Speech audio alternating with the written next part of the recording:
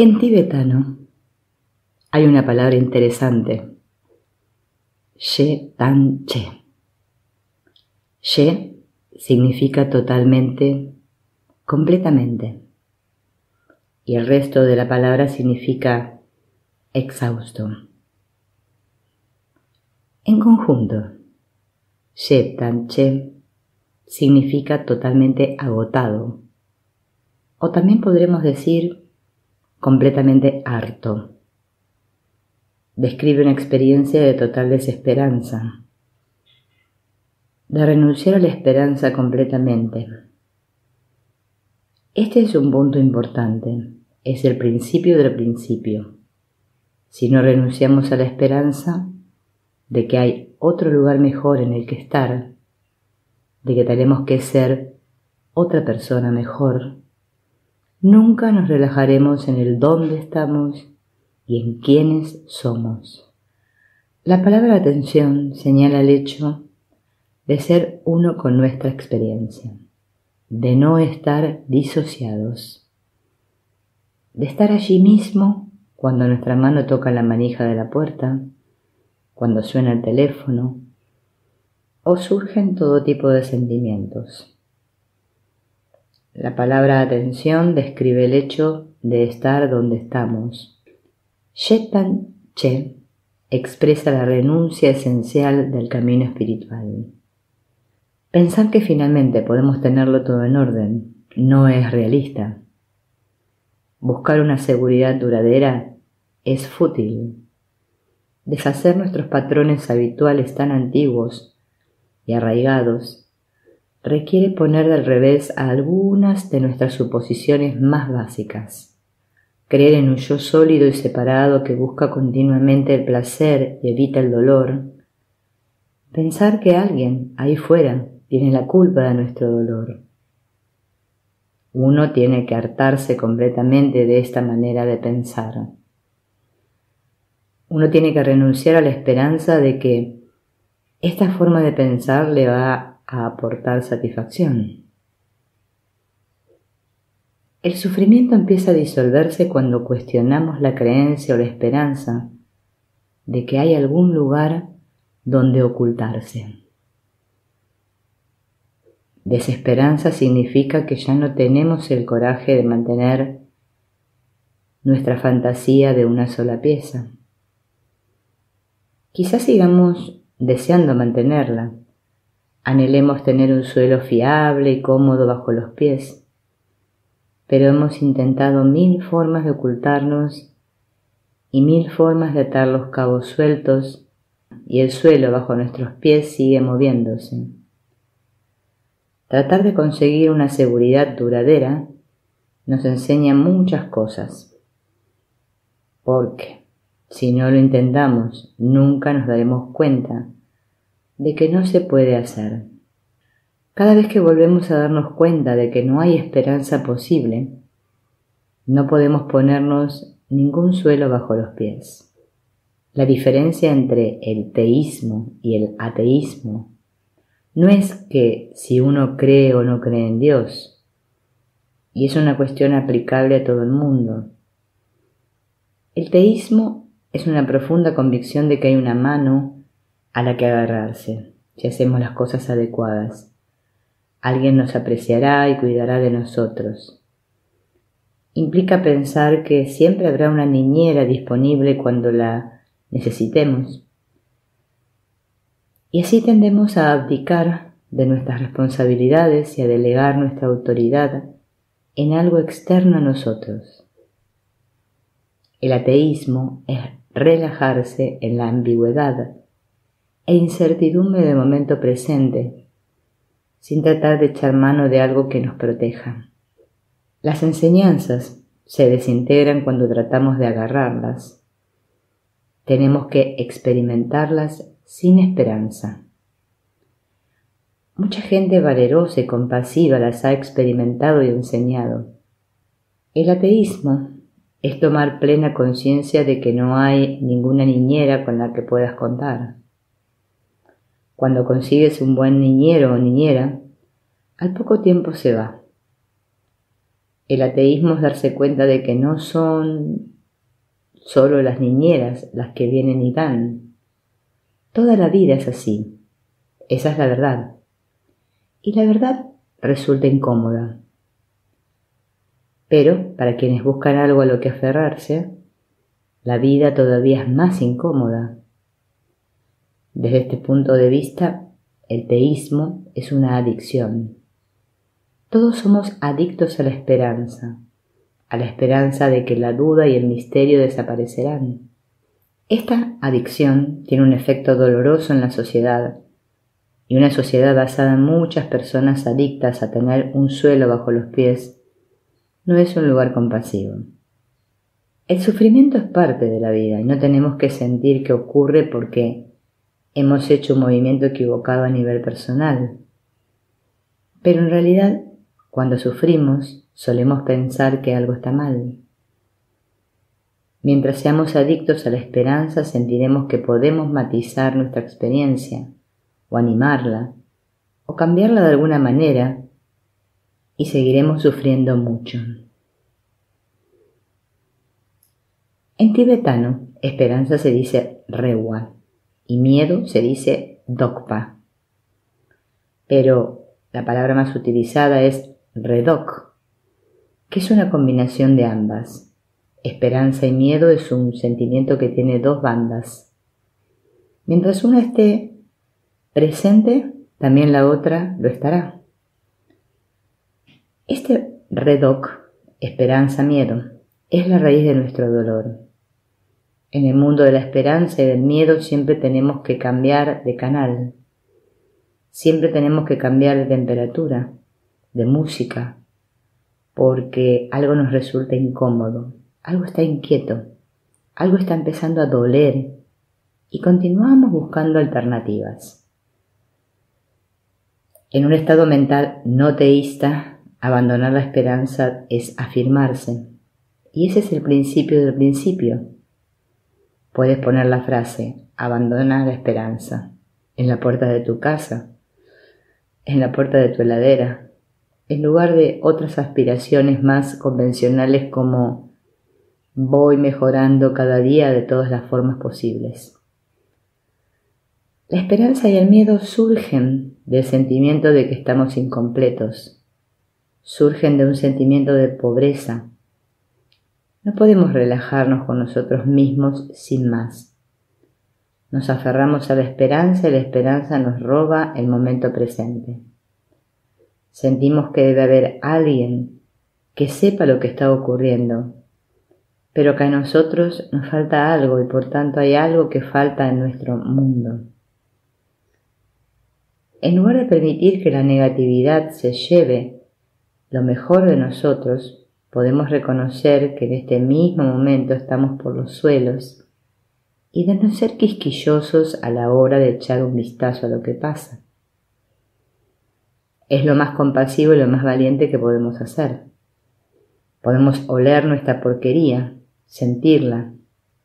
¿Qué textura, qué color y qué forma tiene? Podemos explorar la naturaleza de la porquería. Podemos conocer la naturaleza del disgusto, de la vergüenza, del azoramiento y no creer que haya nada malo en ello. Podemos abandonar la esperanza fundamental de que hay otro yo mejor dentro de nosotros que emergerá algún día. No podemos saltar por encima de nosotros mismos como si no estuviésemos allí. Es mejor echar una mirada directamente a todas nuestras esperanzas y miedos básicos. Entonces surge una especie de confianza en nuestra cordura fundamental. Y aquí es donde la renuncia entra en escena. Renuncia a la esperanza de que nuestra experiencia podría ser diferente y renuncia a la esperanza de que podríamos ser mejores. Si la esperanza y el miedo son los dos lados de la misma moneda, también lo son la desesperanza y la confianza. Si estamos dispuestos a renunciar a la esperanza de que la inseguridad y el dolor pueden ser eliminados, entonces podemos reunir el coraje suficiente para relajarnos en la ausencia de una base sólida que caracteriza nuestra situación. Este es el primer paso del camino. Si no nos interesa ir más allá del miedo y de la esperanza, no tiene sentido tomar refugio en algo externo. Podemos hacer una práctica meditativa con la esperanza de conseguir seguridad. Podemos estudiar las enseñanzas espirituales con la esperanza de conseguir seguridad. Podemos seguir las directrices e instrucciones con la esperanza de conseguir seguridad. Pero, si buscamos seguridad, toda nuestra práctica solo nos llevará a la decepción y al dolor. Podemos ahorrarnos mucho tiempo tomándonos este mensaje en serio ahora mismo. Empieza el viaje sin esperanzas de ponerte un suelo bajo los pies. Empieza el camino sin esperanza. Toda ansiedad, toda insatisfacción, todas las razones para esperar que nuestra experiencia podría ser diferente de lo que es, están enraizadas en nuestro miedo a la muerte. El miedo a la muerte siempre es el trasfondo. Es como montarse en una barca que va a salir a navegar al mar y se va a hundir.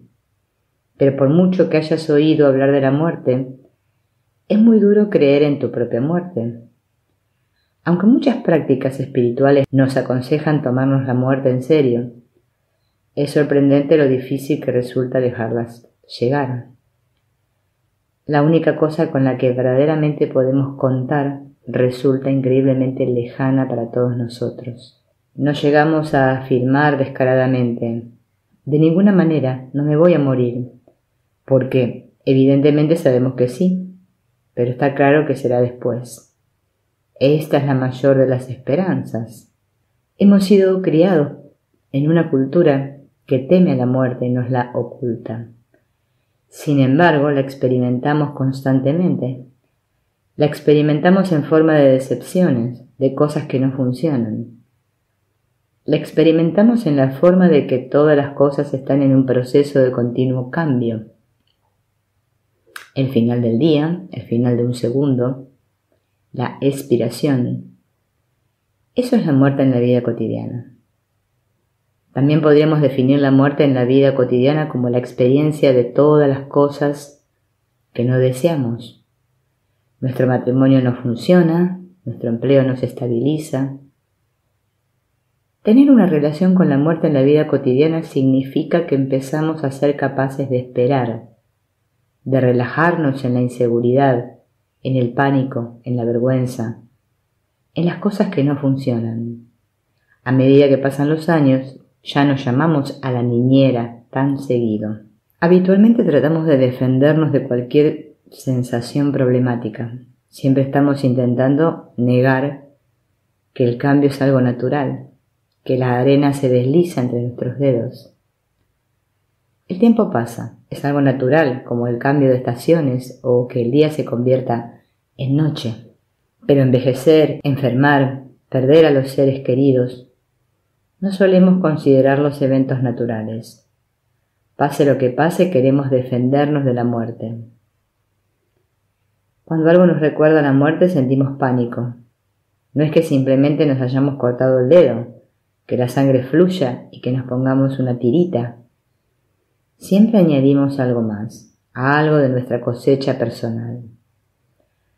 Algunos nos sentamos estoicamente y sangramos sobre nuestra ropa. Otros nos ponemos histéricos, no solo nos ponemos una tirita, sino que llamamos a la ambulancia y vamos al hospital. Hay quien se pone tiritas de diseño, pero sea cual sea nuestro estilo, no es algo simple, no es algo desnudo y sin artificio. ¿Podemos volver a lo desnudo y sin artificio? ¿Podemos volver atrás? Este es el principio del principio. Lo desnudo y sin artificio en nuestro viejo y conocido dedo sangrante. Volver a lo recto, a lo íntegro, a los mínimos de lo desnudo y sin artificio. Relajarnos en el momento presente, relajarnos en la ausencia de esperanza, relajarnos en la muerte. No resistimos el hecho de que las cosas se acaban, de que las cosas pasan, de que no tienen sustancia duradera, de que todo está cambiando constantemente. Este es el mensaje básico. Cuando hablamos de la esperanza y de la muerte, estamos hablando de enfrentar los hechos, de no escaparnos.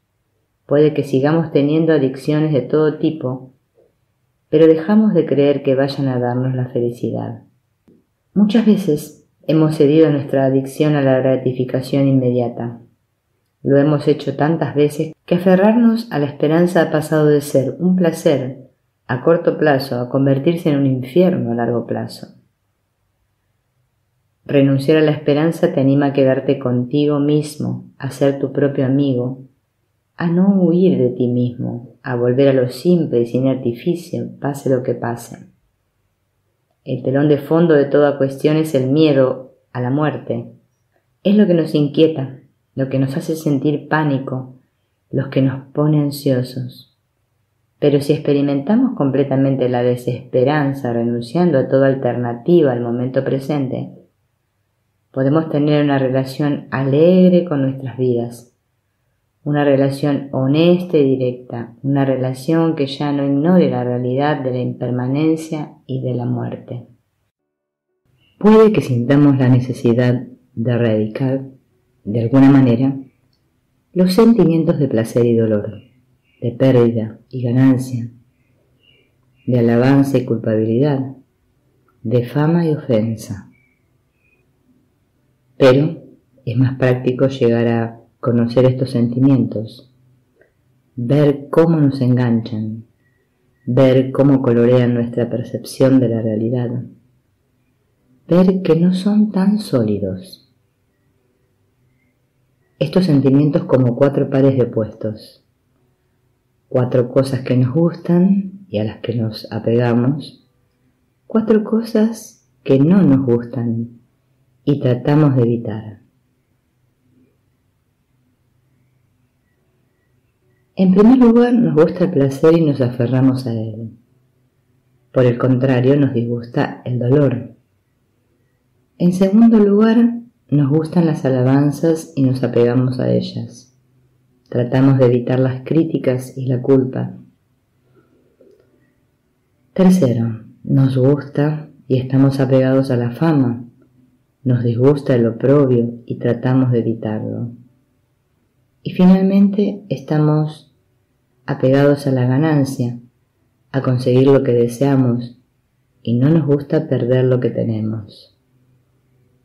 Sumergirnos en los 4 pares de opuestos, placer y dolor, pérdida y ganancia, fama y oprobio, alabanza y culpa, es lo que nos mantiene atascados en el dolor del samsara. Cuando nos sentimos bien, nuestros pensamientos suelen versar sobre cosas que nos gustan, alabanzas, ganancias, placer y fama.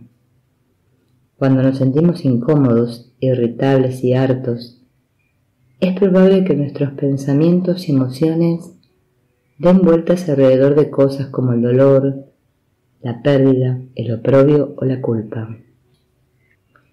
Tomemos por ejemplo la alabanza y la culpa. Alguien se acerca a ti y te dice: eres un viejo. Si se da la circunstancia de que deseas ser viejo, te sentirás estupendamente. Sientes que acabas de ser alabado, lo cual te da una tremenda sensación de placer, de ganancia y de fama. Pero supón que has estado obsesionado durante años con quitarte las arrugas y la papada, y cuando alguien te dice que eres viejo te sientes insultado y consecuentemente tienes una sensación de dolor. Muchos de los vaivenes de nuestro humor están relacionados con nuestra forma de interpretar lo que sucede. Si miramos de cerca nuestros cambios de humor, nos daremos cuenta de que siempre hay algo que los pone en marcha. Llevamos con nosotros una realidad subjetiva que activa constantemente nuestras reacciones emocionales. Alguien nos dice: eres viejo, y entramos en un estado mental concreto. Nos sentimos felices o tristes, alegres o enfadados. Para otra persona, la misma experiencia podría ser absolutamente neutral. Hablamos, recibimos cartas, hacemos llamadas telefónicas, comemos, encontramos o dejamos de encontrar lo que buscamos. Nos despertamos por la mañana, abrimos los ojos y van pasando cosas durante todo el día hasta que nos vamos a dormir. Durante el sueño también ocurren muchas cosas. A lo largo de toda la noche nos encontramos con la gente y los sucesos de nuestros sueños. ¿Cómo reaccionamos a lo que pasa? ¿Estamos apegados a alguna experiencia? ¿Rechazamos y evitamos otras? Nos formamos un concepto de nosotros mismos que vamos reconstruyendo momento a momento y tenemos el reflejo de intentar protegerlo. Pero la idea misma de protegerlo es cuestionable porque el concepto que tenemos de nosotros mismos hace mucho ruido y da pocas nueces. Es como tratar de manejar una ilusión que desaparece. Puede que sintamos la necesidad de erradicar los sentimientos de placer y dolor, de pérdida y ganancia, de alabanza y culpabilidad, de fama y ofensa. Sin embargo, es mucho más práctico llegar a conocerlos y ver cómo nos enganchan, ver cómo colorean nuestra percepción de la realidad, ver que no son tan sólidos. Entonces, estos sentimientos se pueden convertir en el medio para hacernos más sabios, mejores y alegres. Las emociones y los estados de ánimo están conectados con haber perdido o ganado algo, con haber sido alabados o culpados, y así sucesivamente. Lo que comienza como un simple pensamiento, una simple cualidad energética, florece rápidamente en un placer o dolor plenamente desplegados. Lo que nos gusta es que todo lo que surja esté del lado del placer, la alabanza, la fama, la ganancia. Nos gusta asegurarnos de que todo salga a nuestro favor. Pero cuando miramos de verdad vemos que no tenemos ningún control en absoluto sobre lo que ocurre. Solo tenemos todo tipo de cambios de humor y de reacciones emocionales que vienen y van incesantemente. En el momento en que sentimos esa energía, podemos hacer lo posible por disolver el pensamiento y darnos un respiro. Podemos soltar y relajarnos. O también podemos estar totalmente atrapados en una fantasía deliciosa y placentera. Y cuando la miramos vemos que de repente sentimos que hemos ganado algo, que hemos adquirido algo, que hemos sido alabados por algo. Lo que surge está fuera de nuestro control. Es totalmente impredecible, como las figuras de un sueño, pero surge y volvemos a engancharnos. Surge un pequeño pensamiento, se desarrolla y antes de que sepamos qué es lo que nos ha impactado, nos vemos atrapados en la esperanza y el miedo. Podemos emplear nuestras vidas para explorar estos conocidos pares de puestos en todo lo que hacemos, en lugar de caer automáticamente en nuestros patrones habituales. Podemos empezar a percibir nuestra reacción cuando alguien nos alaba y cuando alguien nos culpa. ¿Cuál es nuestra reacción? ¿Cómo reaccionamos cuando perdemos algo? ¿Cómo reaccionamos cuando creemos que hemos ganado algo? Y cuando sentimos placer y dolor, ¿lo sentimos sin más o hay todo un libreto que los acompaña? Y así nos daremos cuenta que lo que podría haber sido un problema se convierte en una fuente de sabiduría. Lo raro es que esta curiosidad empieza a cortar de raíz lo que llamamos dolor del ego o autocentramiento, y eso nos permite ver con más claridad. Los sentimientos placenteros o dolorosos nos barren, nos arrastran en ambas direcciones. Entonces solemos descentrarnos sin notar siquiera lo que está ocurriendo. Antes de darnos cuenta, hemos compuesto toda una novela sobre por qué alguien está muy equivocado, o por qué nosotros tenemos tanta razón, o por qué tenemos que conseguir esto y lo otro. Cuando comenzamos a entender todo el proceso, este se aligera considerablemente. Somos como niños construyendo castillos de arena. Los embellecemos con preciosas conchas, trocitos de madera y pedazos de cristales de colores. El castillo es nuestro y tratamos de mantener alejados a los demás. Estamos dispuestos a atacar a quien nos amenace con estropearlo. Y sin embargo, a pesar de todo nuestro apego, sabemos que la marea subirá inevitablemente y lo hará desaparecer. El truco consiste en disfrutar de él plenamente sin apegarse, y cuando llegue el momento, dejar que se disuelva en el mar. A este soltar las cosas a veces se le llama desapego, pero no tiene la cualidad fría y remota que solemos asociar con esa palabra. El desapego tiene más bondad e intimidad que eso. En realidad es un deseo de conocer, como las preguntas de un niño de 3 años. Queremos conocer el dolor para poder dejar de huir incesantemente de él.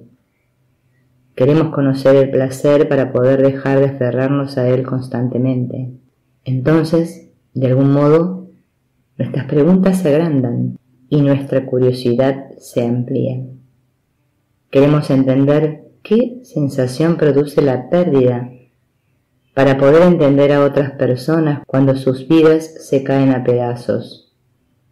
Queremos entender la ganancia para entender a los demás cuando se sienten deleitados o cuando se ponen arrogantes y se pavonean.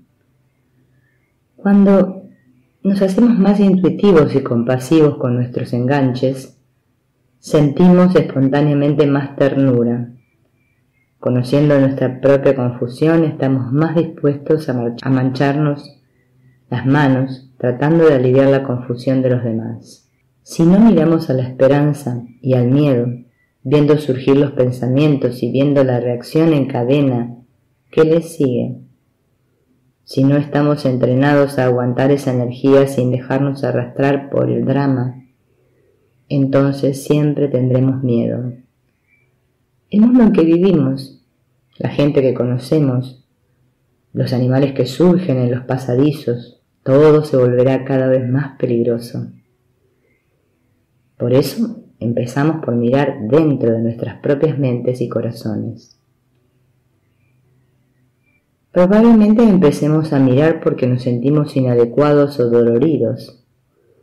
Queremos poner nuestro mundo en orden, pero gradualmente nuestra práctica irá evolucionando. Empezaremos a entender que como nosotros, muchos otros están enganchados en el miedo y la esperanza. Vayamos donde vayamos, vemos el dolor y la desgracia que produce la aceptación, seguimos queriendo ver cómo funciona nuestra mente y cómo nos dejamos seducir por el samsara. Pero no lo hacemos solo por nosotros mismos, también lo hacemos por nuestros compañeros, nuestros hijos, nuestros jefes. Se trata de resolver todo el dilema humano. Generalmente, la soledad nos parece un enemigo. El dolor de corazón no es algo que elijamos invitar a nuestra vida. Es algo inquieto que nos quema y que está preñado de deseo de escapar y de encontrar algo o a alguien que nos haga compañía. Cuando podemos descansar en el punto medio, empezamos a tener una relación serena con la soledad, una soledad relajante y refrescante que pone nuestros temores totalmente del revés. En el camino del medio no hay un punto de referencia. La mente sin punto de referencia no se resuelve a sí misma. No se fija ni se aferra a las cosas. Pero, ¿cómo podríamos prescindir de todo punto de referencia? No tener punto de referencia es cambiar nuestra respuesta habitual al mundo, una respuesta que está profundamente enraizada. Queremos que las cosas vayan en un sentido o en otro.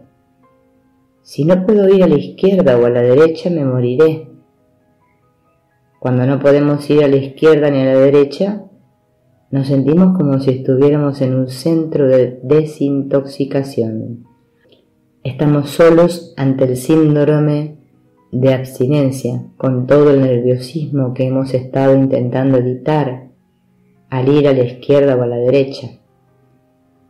Este nerviosismo puede pesarnos mucho. Sin embargo, tras años y años de ir a la izquierda o a la derecha, de decir sí o no, de hacer las cosas bien o mal, nada ha cambiado en realidad. Luchar por conseguir seguridad nunca nos ha traído nada más que una alegría momentánea. Es como cambiar la posición de las piernas en la meditación. Las piernas nos duelen de tenerlas cruzadas y entonces las movemos y pensamos, ¡qué alivio! Pero 2 minutos y medio después volvemos a desear moverlas. Nos vamos moviendo en busca de placer, en busca de comodidad, y el placer que obtenemos es siempre muy breve. Oímos hablar muchas cosas sobre el dolor y también sobre la liberación. Pero no solemos oír hablar de lo doloroso que es pasar de estar atascado a desatascarse. El proceso de desatascarse requiere de una gran valentía, porque pasamos básicamente a cambiar nuestra forma de percibir la realidad. Diríamos que es como cambiar nuestro ADN.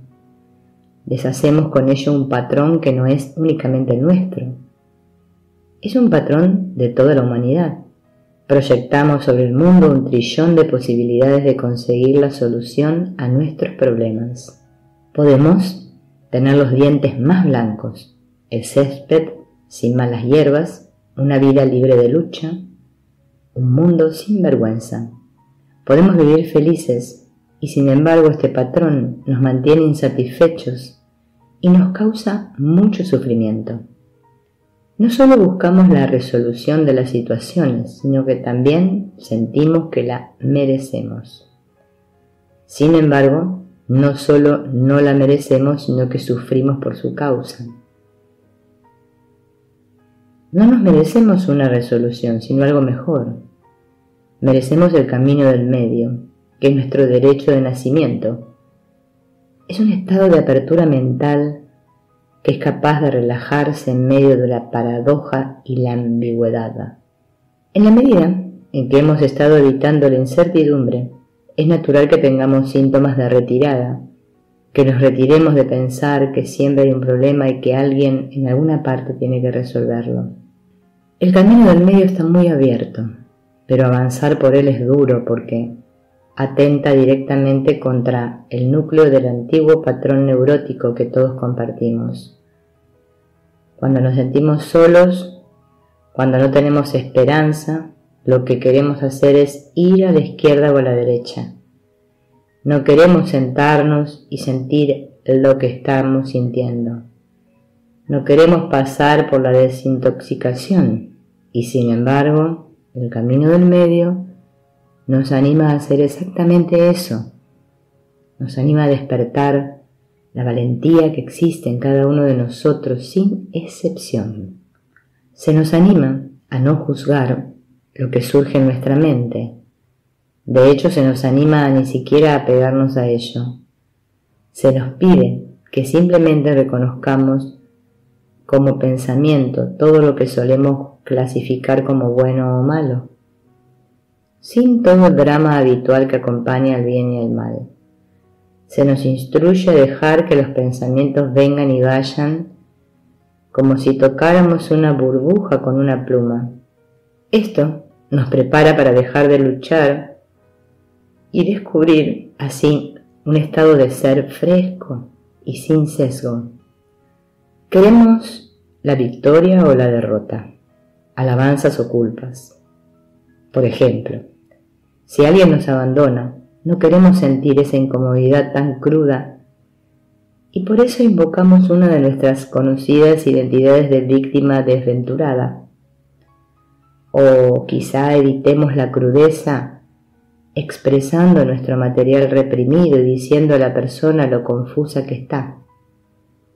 Queremos automáticamente encubrir nuestro dolor, de una forma u otra, identificándonos con la victoria o con la victimización. Generalmente la soledad nos parece un enemigo. El dolor de corazón no es algo que elijamos invitar. Es algo inquieto que nos quema y está preñado del deseo de escapar y de encontrar algo o alguien que nos haga compañía. Hay 6 formas de describir esta soledad fresca, que son: menos deseo, contentarse, evitar actividades innecesarias, total disciplina, no vagabundear por el mundo del deseo y no buscar seguridad para los propios pensamientos discursivos. Menos deseo es la voluntad de estar solos cuando todo en nosotros anhela algo que nos anime y que cambie nuestro estado de ánimo. Practicar este tipo de soledad es una forma de plantar las semillas para que nuestra inquietud fundamental disminuya. Cada vez que ponemos la etiqueta pensamiento, en lugar de dejar que nuestros pensamientos den 100 vueltas, nos estamos entrenando a estar presentes y no dejarnos disociar. Después de practicar menos deseo consistentemente y de corazón, algo cambia. Sentimos menos deseo en el sentido de que nos sentimos menos seducidos por los importantísimos guiones de nuestra vida. Por lo tanto, aún en presencia de esta soledad que nos quema, somos capaces de sentarnos con la inquietud durante unos segundos, cuando ayer no aguantábamos ni uno. Este es el camino del guerrero, este es el sendero de la valentía. Cuanto menos nos descentremos y nos volvamos locos, más saborearemos la satisfacción y la frescura de la soledad. Uno puede sentirse solo y no estar perdido. El segundo tipo de soledad es contentarse. Cuando no tenemos nada, no tenemos nada que perder. No tenemos nada que perder, pero estamos programados hasta la médula para creer que tenemos mucho que perder. Esta sensación de tener mucho que perder se basa en el miedo a la soledad, al cambio, a cualquier cosa que no pueda resolverse, a la no existencia. Se basa en la esperanza de que podamos evitar ese sentimiento y en el miedo a no poder convertirnos en nuestro propio punto de referencia.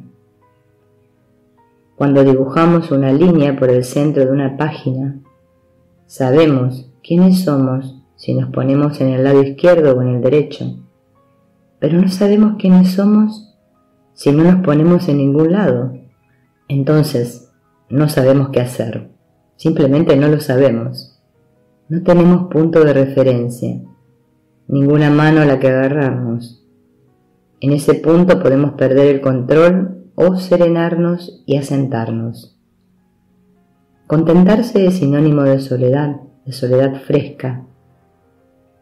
Renunciamos a la creencia de que escapar de nuestra soledad nos va a aportar una felicidad duradera o alegría, o una sensación de bienestar, o coraje o fuerza. Generalmente tenemos que renunciar a esta creencia como 1 billón de veces, hacernos amigos una y otra vez de nuestro miedo y nerviosismo, repetírnoslo 1 billón de veces con plena conciencia. Entonces, sin darnos cuenta, algo empieza a cambiar. Podemos estar solos, sin alternativa, contentos de estar aquí mismo, con el estado de ánimo y la textura de lo que está ocurriendo. El tercer tipo de soledad es evitar actividades innecesarias. Cuando la soledad nos quema, buscamos algo que nos salve, buscamos una salida.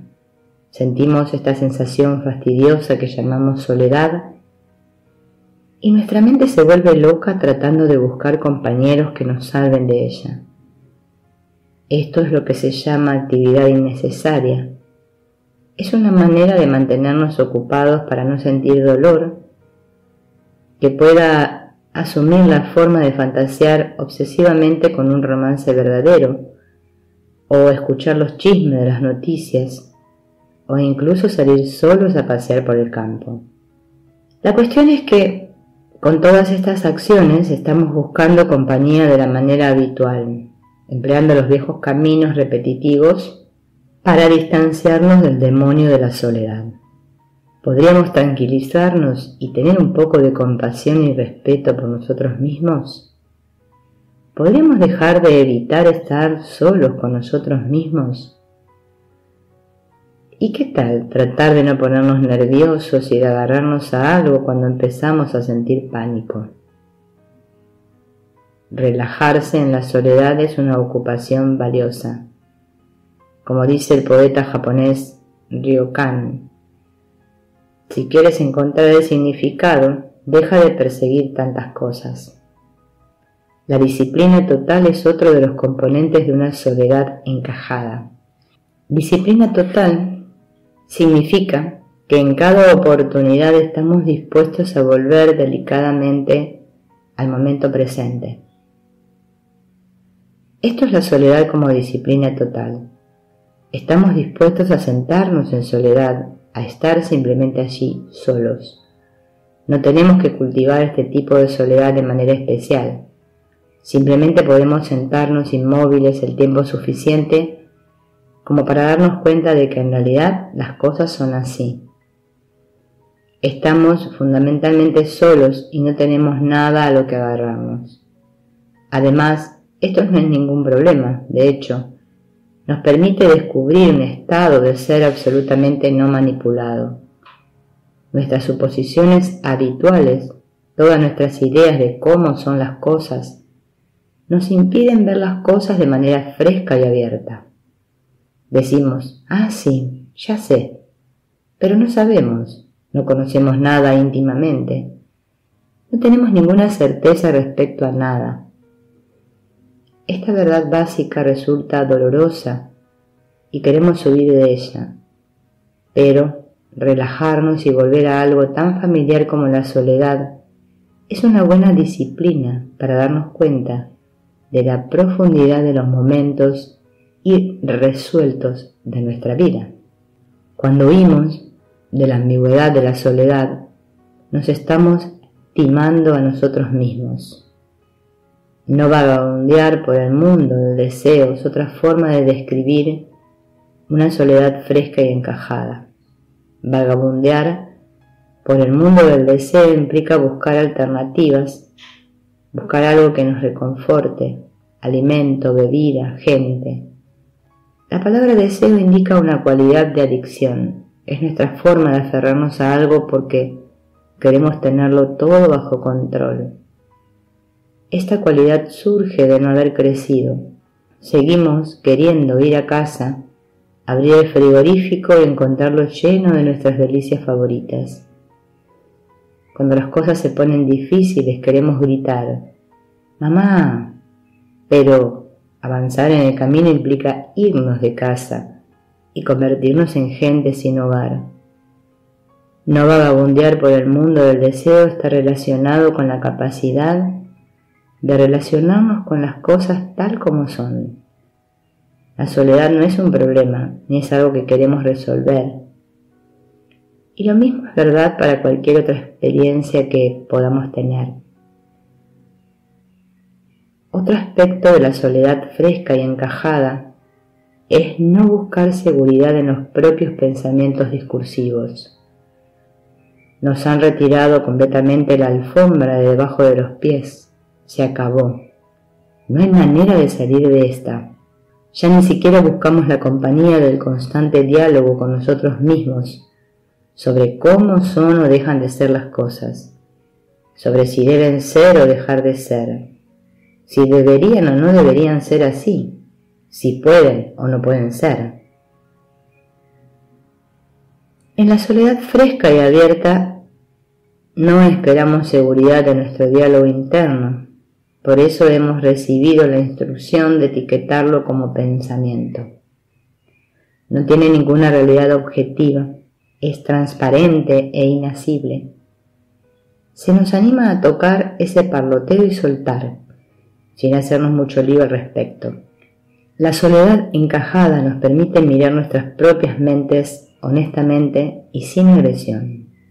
Podemos ir abandonando gradualmente nuestros ideales acerca de quiénes pensamos que deberíamos ser, quién pensamos que nos gustaría ser, o quién pensamos que los demás piensan que queremos o deberíamos ser. Renunciamos a todo ello y simplemente miramos directamente con compasión y humor a quiénes somos. Entonces, la soledad no es una amenaza ni un dolor de corazón, no es un castigo. La soledad encajada no nos proporciona ninguna resolución ni nos pone un suelo bajo los pies. Nos desafía a entrar en un mundo carente de puntos de referencia sin polarizarnos ni solidificarnos. A esto es a lo que se llama el camino del medio o el sendero sagrado del guerrero. En lugar de perseguirte a ti mismo o sentir que te está ocurriendo algo terriblemente malo en ese mismo momento de tristeza y anhelo, ¿podrías relajarte y tocar el espacio ilimitado del corazón? La próxima vez que tengas la oportunidad, experimenta con ello. Lo que normalmente consideramos obstáculos no son verdaderamente nuestros enemigos, sino nuestros amigos. Lo que llamamos obstáculos son en realidad la forma que tienen el mundo y toda nuestra experiencia de enseñarnos dónde estamos atascados. Podemos experimentar como flor lo que parece ser una espada o una flecha. Puede ser que experimentemos lo que ocurre como un obstáculo y un enemigo, o como un profesor y un amigo. Depende totalmente de nuestra percepción de la realidad. Depende de nuestra relación con nosotros mismos. Los obstáculos se presentan tanto a nivel interno como a nivel externo. El nivel externo es la sensación de que algo o alguien nos ha hecho daño, quebrando la paz y armonía que creíamos nuestras. Alguien lo ha echado todo a perder. Este tipo de obstáculos se dan en las relaciones y en muchas otras situaciones. Podemos sentirnos decepcionados, dañados, confundidos y atacados de muy diversas maneras. En cuanto a los obstáculos internos, quizá nada nos ataque realmente excepto nuestra propia confusión. Quizá nuestro único enemigo sea que no nos gusta cómo es la realidad ahora y por tanto deseamos que se aleje rápidamente. Pero en la práctica del camino descubrimos que nada se va nunca hasta habernos enseñado lo que tenemos que aprender. Si corrimos a toda prisa al otro extremo del continente para evitarnos un obstáculo, encontraremos el mismo problema esperándonos al llegar, para enseñarnos dónde es que nos separamos de la realidad, cómo nos retraemos en lugar de abrirnos, cómo nos cerramos en lugar de permitirnos experimentar plenamente lo que sale a nuestro encuentro sin dudas ni retiradas. ¿Qué haces cuando te sientes aplastado? ¿Qué haces cuando las cosas se vuelven insoportables? Por lo general todos nos quedamos allí sentados preguntándonos qué decir. Cuando todo se cae a pedazos y sentimos incertidumbre, decepción, conmoción o vergüenza. Lo que queda es una mente clara, fresca y sin prejuicios. Pero no solemos verlo así. Por el contrario, sentimos la incomodidad y la incertidumbre de estar en tierra de nadie. E hinchamos ese sentimiento desinflado por la calle como banderas que proclaman lo mal que está todo. Llamamos a todas las puertas pidiendo a los demás que firmen nuestra propuesta, hasta tener todo un ejército de gente que está de acuerdo con nosotros en que todo está muy mal. Olvidamos lo que hemos aprendido en la meditación y que sabemos que es verdad. Cuando surgen emociones verdaderamente intensas, todas las doctrinas y creencias a las que nos aferramos parecen irrelevantes porque las emociones son mucho más poderosas. Por eso, lo que había empezado siendo un espacio enormemente abierto se convierte en un incendio salvaje, en una guerra mundial, en un volcán en erupción, en una ola gigantesca. Usamos las emociones, las utilizamos. En su esencia son parte de la bondad de estar vivos, pero en lugar de dejarlas ser, las empleamos para recuperar el suelo bajo los pies. Las usamos para tratar de negar el hecho de que nadie ha sabido ni sabrá nunca lo que está ocurriendo. Las usamos para tratar de volver a hacer que todo sea seguro, predecible y real, para engañarnos a nosotros mismos ocultándonos la verdad. Podemos simplemente sentarnos en compañía de esa energía emocional y dejarla pasar. No hay ninguna necesidad de echar mano de la culpa y de la autojustificación. Pero en lugar de ello, echamos querosén sobre nuestras emociones para que nos parezcan más reales. Una vez más, no tenemos por qué considerar que este proceso es un obstáculo o un problema. Si podemos mirar y ver lo salvaje de las emociones, podemos empezar a suavizarnos y a entablar una amistad con nosotros mismos. Y también podemos hacernos amigos de los demás seres humanos y de todas las criaturas. Cuando tomamos conciencia de cómo hacemos la misma estupidez una y otra vez, porque no queremos quedarnos con la incertidumbre y extrañeza de no saber, empezamos a sentir verdadera compasión por nosotros mismos y por los demás, porque vemos lo que ocurre y cómo reaccionamos cuando las cosas se caen a pedazos. Esa conciencia es lo que convierte la espada en flor, y así lo que es aparentemente feo, problemático e indeseable acaba convirtiéndose en nuestro profesor. También solemos pensar que si meditamos lo suficiente, o si hacemos suficiente ejercicio, o si comemos comida equilibrada, todo será perfecto. Pero desde el punto de vista de alguien despierto, eso es la muerte.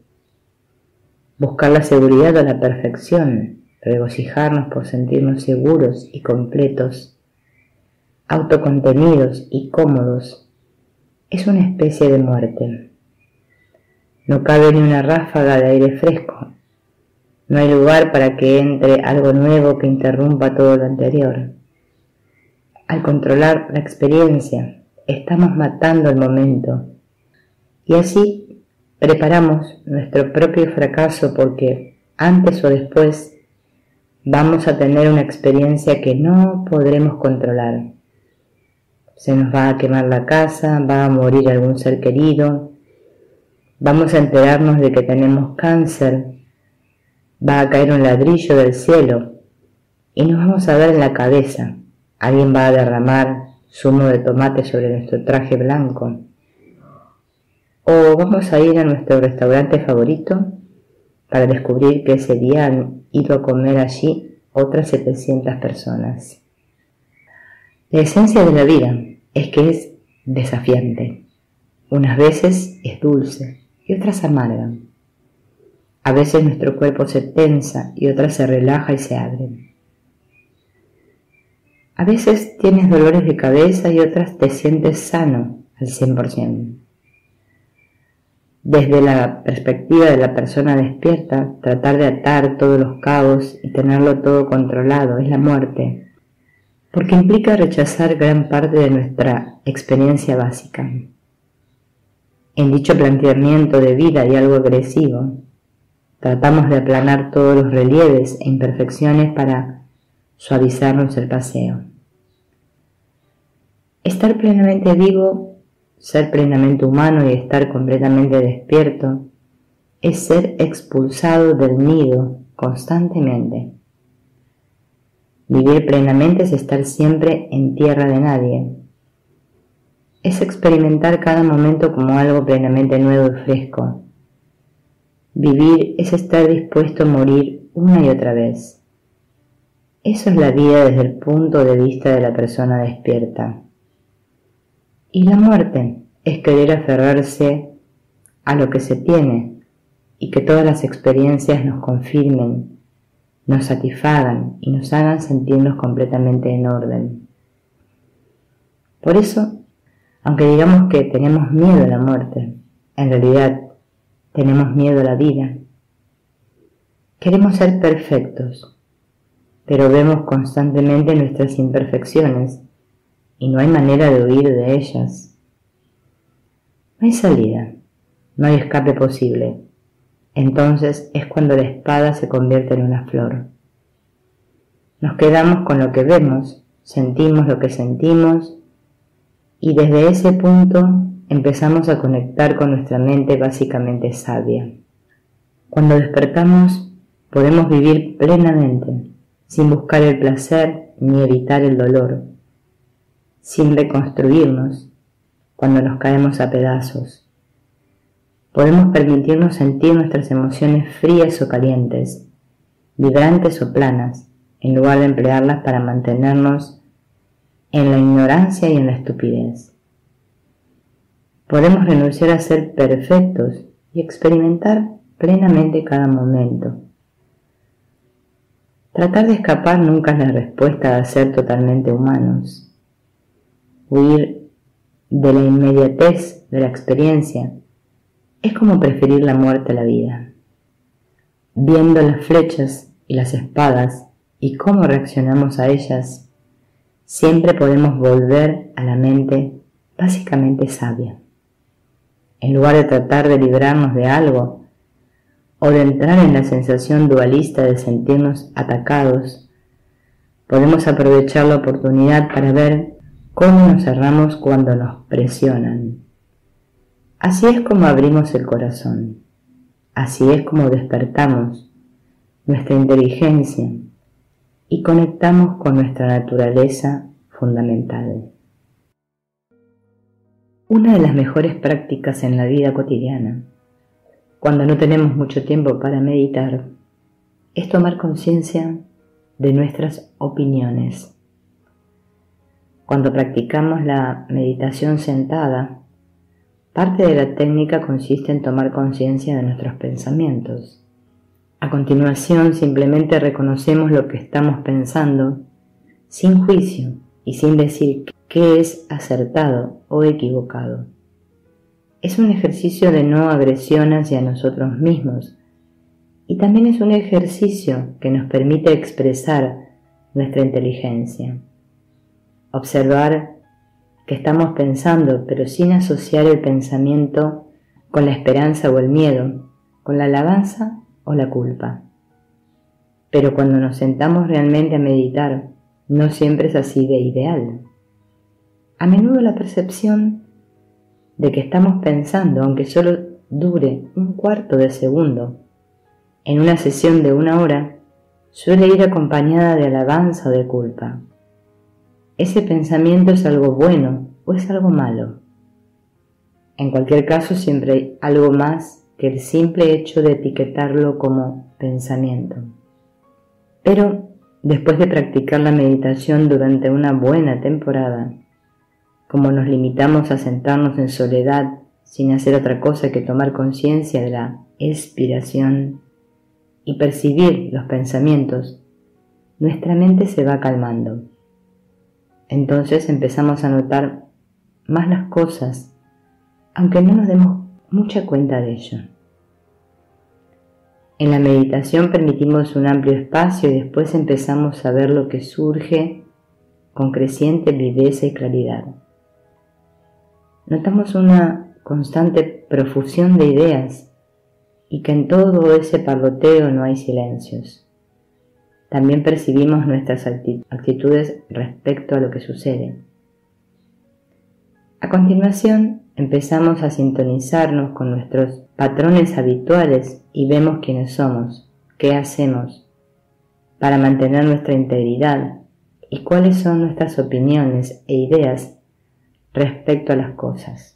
Cuando no estamos en meditación, podemos empezar a percibir nuestras opiniones de la misma forma que percibimos los pensamientos mientras meditamos.